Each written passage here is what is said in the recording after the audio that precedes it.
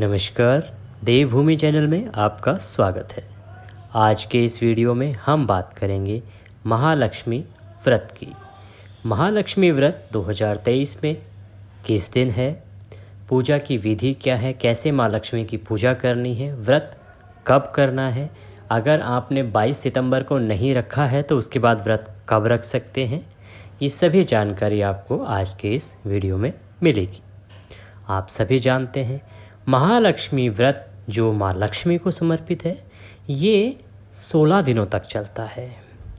इसकी शुरुआत भाद्रपद मास के शुक्ल पक्ष की अष्टमी तिथि से होती है, जो कि 22 सितंबर को थी, और 22 सितंबर से ये जो व्रत है ये आरंभ हो गया है।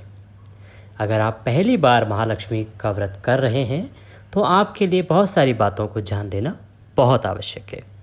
हिंदू धर्म में ये जो दिन है शुक्रवार का, ये माँ लक्ष्मी को समर्पित है। वैभव लक्ष्मी का व्रत आप सभी शुक्रवार को करते हैं, और ये बहुत सौभाग्य की बात है कि इस वर्ष 2023 में ये जो महालक्ष्मी व्रत है, जो अष्टमी है, ये शुक्रवार को ही पड़ रही है। ये व्रत यूँ तो 16 दिनों के लिए किया जाता है, लेकिन आज की इस भाग दौड़ वाली ज़िंदगी में सबके लिए संभव नहीं है 16 दिन तक व्रत रखना। तो आप किसी एक दिन भी व्रत रख सकते हैं, और उसमें भी सबसे उत्तम होता है भाद्रपद मास की शुक्ल पक्ष की अष्टमी या आश्विन मास की कृष्ण पक्ष की अष्टमी तिथि। अब हम बात करते हैं कि आपको महालक्ष्मी व्रत जो है वो किस प्रकार से करना चाहिए, इसकी पूजा विधि क्या है। इसके लिए सबसे पहले आप सुबह जल्दी से उठें और प्रातःकाल उठने के बाद स्नान करके स्वच्छ कपड़े पहने। उसके बाद जहां आपको पूजा करनी है, पूजा के स्थान को साफ़ सुथरा कर लें। वहां पर एक चौकी बिछाएं। चौकी के ऊपर एक लाल रंग का कपड़ा बिछाएं। इसके ऊपर माँ लक्ष्मी को स्थापित करें। आपके पास कोई तस्वीर है तो तस्वीर, अगर प्रतिमा है तो प्रतिमा, वो उसके ऊपर रखें।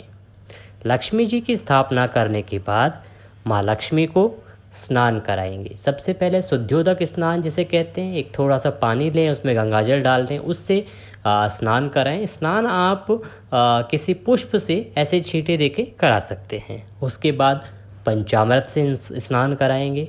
पंचामृत से स्नान कराने का फिर से शुद्धियोदक स्नान, शुद्ध जो जल है जिसमें गंगाजल मिलाया है उससे स्नान कराएंगे।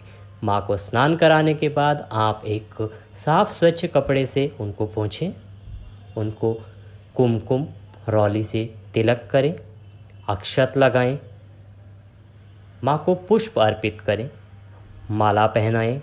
इसके बाद धूप दीप जलाएं। धूप दीप दिखाने के बाद माँ को नैवेद्य अर्पित करें।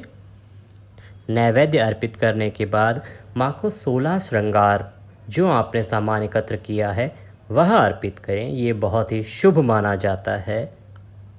इसके बाद प्रसाद के रूप में पान के पत्ते में लौंग डालकर चढ़ाएं। साथ ही एक बताशा और 1 रुपये का सिक्का ज़रूर रखें। इसमें एक छोटी इलायची डालकर भी भोग लगा सकते हैं। यह सब करने के बाद माँ लक्ष्मी को हाथ जोड़कर नमस्कार करें। माँ से प्रार्थना करें कि माँ आपके इस व्रत को, पूजा को स्वीकार करें, और अगर कोई त्रुटि हुई है उसको क्षमा करें, और आपको आशीर्वाद दें कि आपका व्रत सफलतापूर्वक पूरा हो। इसके बाद बैठ जाएं और माँ लक्ष्मी की कथा श्रवण करें। कथा आरंभ करने से पहले हम फिर आपको बताना चाहेंगे कि ये जो व्रत है वैसे तो 16 दिन तक लगातार करने की परंपरा रही है, पर अगर कोई भी महिला या पुरुष 16 दिन नहीं कर सकता तो इसको किसी भी दिन, किसी एक दिन भी हम कर लेते हैं तो भी माँ लक्ष्मी की कृपा हम पर होती है, और हमारे घर में अटूट धन के भंडार भरते हैं। माँ लक्ष्मी प्रसन्न होकर इस व्रत को करने वाले को संतान सुख और परिवार सुख का आशीर्वाद देती है। इस व्रत का पालन करने पर माँ लक्ष्मी की कृपा से पुरुषों को रोजगार और व्यापार में भी उन्नति होती है।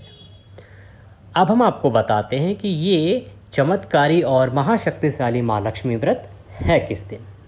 इसकी शुरुआत 22 सितंबर को हुई थी, और आश्विन मास की कृष्ण पक्ष की अष्टमी तिथि को इसका समापन होता है, जो कि बहुत ही पुण्यदायी समय होता है। ये अष्टमी तिथि इस वर्ष पड़ रही है 6 अक्टूबर की, ये श्राद्ध का समय होता है, श्राद्ध पक्ष में ही हमेशा ये व्रत आता है।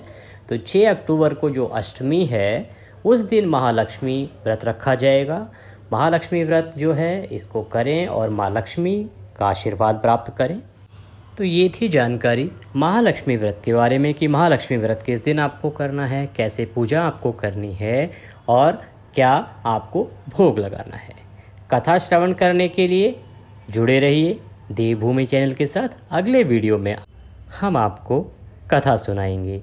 आप ध्यानपूर्वक विधिपूर्वक उस कथा को सुने और माँ लक्ष्मी का आशीर्वाद प्राप्त करें। माँ लक्ष्मी की कृपा हम सब पर बनी रहे, इसी कामना के साथ अभी लेते हैं आपसे विदा। फिर होगी आपसे मुलाकात, तब तक के लिए नमस्कार।